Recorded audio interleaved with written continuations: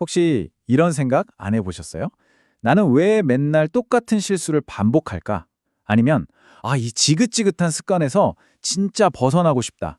오늘 우리는요, 고대 경전인 지장경을 통해서 우리가 왜 인생의 같은 자리를 계속 맴돌게 되는지 그에 대한 아주 놀랍고도 현대적인 해답을 한번 찾아볼 겁니다. 이거 정말 강력한 비유 아닌가요? 우리는 스스로가 자유롭다고 생각하지만 사실은 보이지 않는 그물 안에서 헤엄치고 있을 뿐이라는 거죠. 어쩌다 잠시 벗어나는 것 같다가도 어느새 다시 그 안에 걸려들고 말아요. 여기서 말하는 그물이 뭐냐? 바로 우리 자신의 행동 패턴, 다시 말해 습관입니다. 오늘 우리가 파헤쳐볼 문제는 바로 이 업, 즉 카르마라는 개념입니다. 근데 여기서 오해하면 안 되는 게 있어요. 이건 무슨 신이 점수를 매겨서 상이나 벌을 내리는 그런 시스템이 아니에요.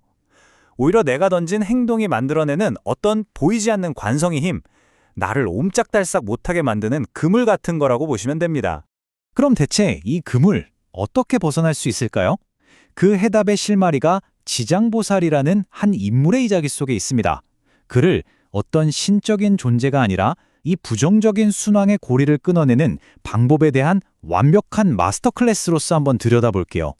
자, 이야기는 아주 먼 옛날 친구였던 두 왕에게서 시작돼요. 이들은 세상의 고통을 더는 외면할 수 없다는 아주 숭고하고 공통된 목표를 가졌습니다.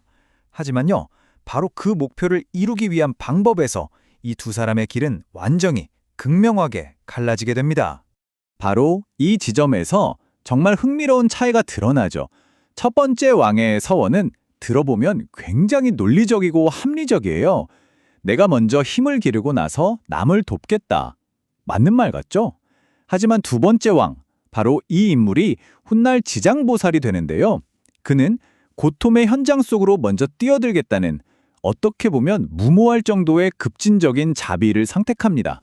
자, 그럼 이제 좀 더 우리 마음에 와닿는 개인적인 이야기로 한번 들어가 볼까요? 광목이라는 한 여성의 이야기를 통해서 이 추상적으로만 들렸던 업이라는 개념이 얼마나 현실적이고 또 지독한지 한번 살펴보겠습니다. 광목이 돌아가신 어머니가 어디에 계신지 궁금해서 물어보는데 돌아온 대답이 정말 충격적입니다. 어머니가 살아계실 때 즐겼던 그 사소한 습관, 바로 수많은 생명을 해쳤던 그 행동이 직접적인 고통이라는 결과로 이어졌다는 거예요. 원인과 결과가 너무나도 명확하게 딱 연결되는 거죠. 이야기는 여기서 한술 더 뜹니다. 돌아가신 어머니가 바로 자기 집 하녀의 자식으로 다시 태어난 거예요. 그리고는 이렇게 말합니다. 내가 지은 업의 결과는 내가 스스로 받는 법이다. 나는 내 어머니다. 하지만 난 13살에 죽어서 또다시 고통스러운 곳으로 가야 할 운명이다. 스스로 만든 업의 그물에 갇혀서 고통의 순환에 빠져버린 거죠. 바로 이 순간이 모든 것을 바꾸는 전환점입니다.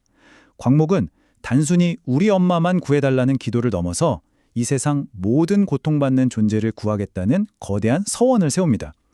이 강력하고 이타적인 의도, 즉 서원이 어머니의 정해진 운명의 궤도를 바꾸는 엄청난 힘이 된 거예요.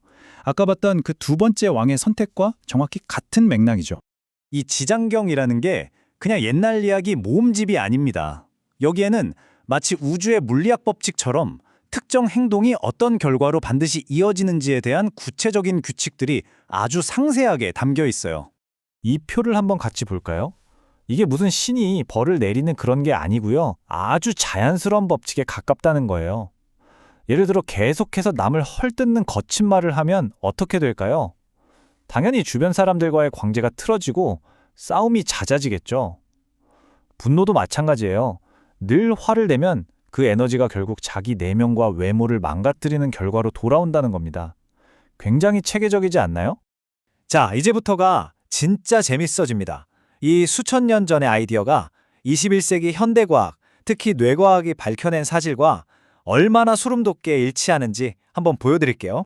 경전에서는 업종자라는 말을 쓰는데요.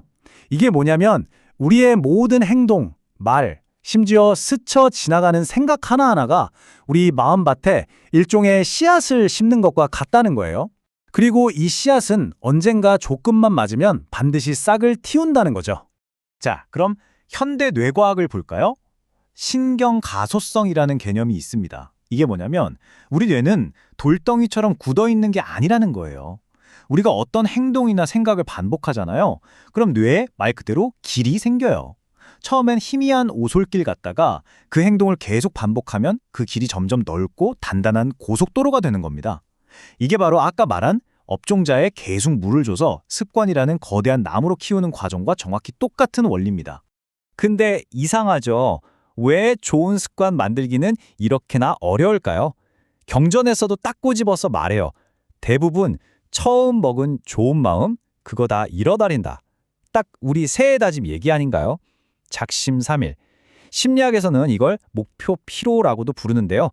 기존에 이미 너무나 단단하게 닦아놓은 나쁜 습관이라는 고속도로의 관성이 너무 강력하기 때문입니다. 그 길을 벗어나기가 그만큼 힘든 거예요. 이 슬라이드 좀 보세요.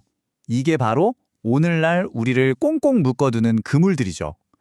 손에서 놓을 수 없는 스마트폰, 내일 해야지, 계속 미루는 습관, 난 왜 이 모양일까 스스로를 탓하는 부정적인 생각들.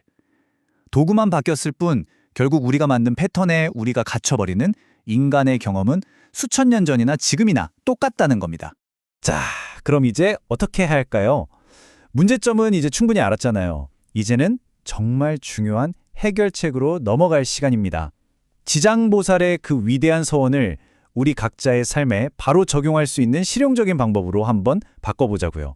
이것이 바로 지장경이 우리에게 주는 가장 희망적이고 강력한 메시지라고 생각해요. 우리는 과거의 즉 이미 만들어진 습관의 포로가 아니라는 겁니다. 과거에 어떤 씨앗이 심어졌든 그건 어쩔 수 없어요. 하지만 오늘, 바로 지금 이 순간 어떤 씨앗에 물을 주어 키울지는 전적으로 우리의 선택에 달려 있습니다. 여기서 말하는 서원이라는 게 거창한 종교적 맹세가 아니에요. 그냥 나는 더 이상 이렇게 살지 않을 거야 하는 아주 단단하고 집중된 의도라고 생각하시면 돼요. 첫째, 나를 가두는 그 그물이 대체 뭔지 명확하게 인식하는 겁니다. 둘째, 나는 매일 10분씩 산책하겠다처럼 아주 단순하고 긍정적인 목표를 세우는 거죠. 그리고 마지막 세 번째, 그 작은 행동을 그냥 반복하는 겁니다. 그렇게 새로운 신경 경로, 즉 새로운 업의 씨앗을 계속 키워나가는 거예요. 오늘 이야기를 마무리하면서 이 질문을 여러분 자신에게 한번 던져보셨으면 좋겠습니다. 여러분을 반복되는 고통 속에 가두는 그 보이지 않는 그물은 무엇인가요? 그리고 그 지긋지긋한 그물을 끊어내기 위한 당신만의 작지만 강력한 서원은 무엇이 될 수 있을까요? 한번 깊이 생각해 보시는 시간을 가지시길 바랍니다.